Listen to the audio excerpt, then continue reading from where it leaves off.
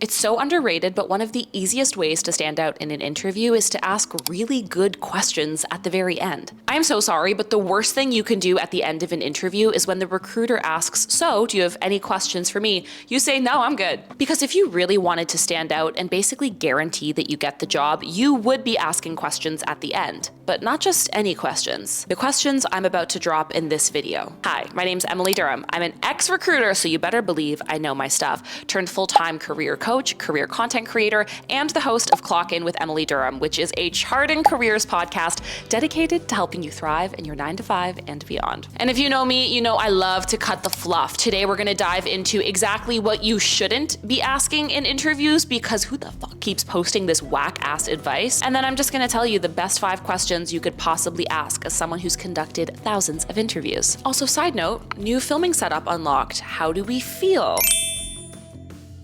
Asking the right questions can make you seem incredibly intentional. And like you're a little bit picky, like you have options, which is always nice to kind of give a waft of in the interview. And honestly, I think sometimes people forget that when you ask really good questions in an interview, you're gonna get the answers.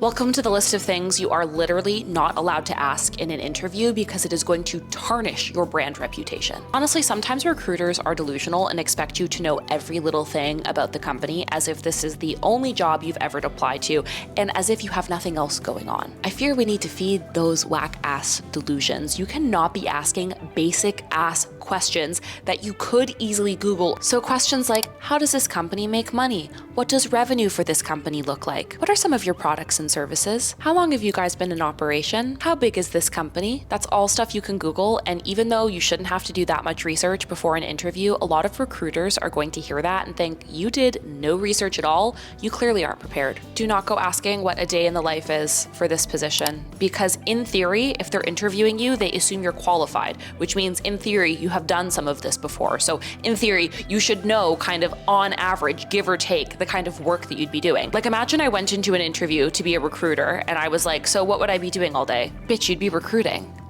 Don't ask that. Tread very, very lightly on growth conversations. Recruiters aren't idiots. They know obviously you want to get promoted, get paid more, but if the first thing you're asking is how fast do people get promoted? How quickly can I grow? What are the other people on the team doing to get promoted fast? The recruiter's not gonna think that you want this job. They're gonna think you're gonna want this job for 5 months and then to catapult into the next one.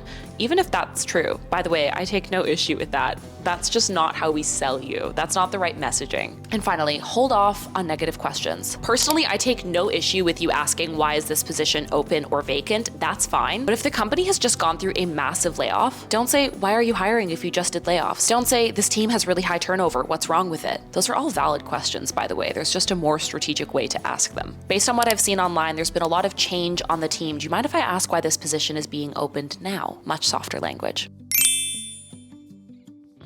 Which leads me to, my friends, the questions you should be asking at the end of your interview. They're my personal favorites, tried and true, good for almost every single level in almost every single industry. What separates a good hire on this team from an exceptional hire on this team? If you hear things like loyalty, working like a family, what they're actually saying is you only get promoted if you work overtime. Above all, the recruiter is going to hear this and think, oh, now that's a good one. My next favorite question is, ideally, what would this person accomplish in the first 90 days on the job or even the first year? This gives you a really good sense of if your deliverables are actually realistic. If they're looking to turn around a sinking ship and you're like, you want this done in 90 days? Y'all are fucking nuts. You already know these people are wackadoodle. You might not even want this job. And why the recruiter is gonna eat it up is because it's action-oriented. It is thoughtful, it is strategic, it puts you in the driver's seat, and that's what they wanna see. What's the leadership style of the manager for this position? This one is obvious. If they say things like, oh, I don't work with this manager too closely, so I don't know, or, you know, they're quite rigid, like really, really good with structure, very aligned to principles. What they're really saying is this person is an absolute tyrant. They're really go with the flow, you know, very like come and go, very chill. This manager's a fucking mess.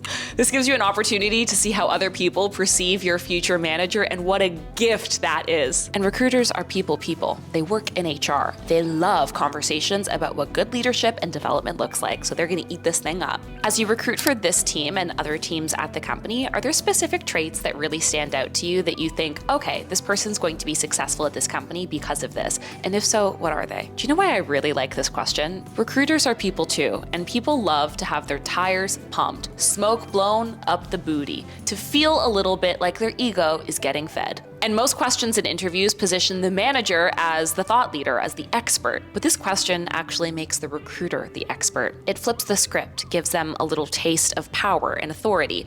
And even on a subconscious level, they're gonna love it. I love it. Now, this last one is spicy, and honestly, it's only good if you're pretty sure you did well in the interview. Do you have any reservations about me as a candidate? This question is so good because it gives you one last opportunity to put any apprehensions right to bed. A good recruiter is going to be honest and say things like, I really enjoyed our conversation, but I do think you might be light on experience here. It gives you a chance to say thank you for the feedback, but also squash the concern. I totally hear you that I'm light on years of experience, but based on the actual scope of work that I've been dealing with in my current role, I feel completely confident that this is an aligned move for me. But I'm always happy to provide more information and data and really appreciate you answering that. Not only are you getting great insights on why you may or may not be a good fit for the role so you can continue to improve, and the most underrated thing of all is that it's literal proof you know how to take feedback. Do you know how few people actually know how to take feedback? Myself included. Do you know how easy it is for me to cry when I get bad feedback? This is proof, evidence that you are capable of taking it. Literally, I'm telling you, at the end of your next interview, take out 2, 3, maybe even 4 of these questions and ask the recruiter. It is a great way to build relationships and establish yourself as a strategic person, someone who doesn't make decisions willy-nilly. Speaking of decisions, thank you for making the decision to click on this video and watch it all the way to the end. I appreciate you so, so much. It is truly my passion